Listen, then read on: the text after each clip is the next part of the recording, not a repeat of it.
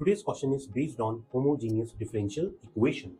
Here we have to given a solution of differential equation. We have to find out 2x squared dy by dx squared plus 3x dy upon dx minus y is equal to 0 where x greater than 0 that passes through the point 1 comma 1 and these are the given options. देखेंगे कि ये जो differential equation है that this differential equation is homogeneous differential equation and this homogeneous differential equation we can write down like 2x squared d squared 3xd minus y is equal to 0 and हम जानते हैं कि homogeneous differential equation में हम independent variable x को क्या assume कर लेते हैं e raised to the power z.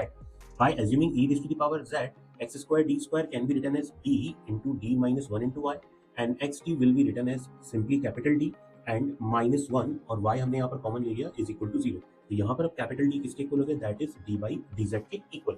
Now further we will solve this differential equation then this can be written as 2d square plus d minus 1y will be equal to 0. Auxiliary equation लिख देंगे इसकी हम then it can be written as 2m square plus m minus 1 is equal to 0.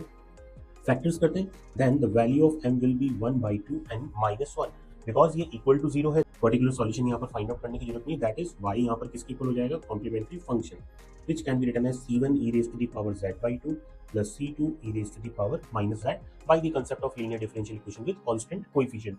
यहाँ पर हम again इसको x के form में कन्वर्ट कर देते हैं then y will be equal to c1 root x plus c2 1 upon x.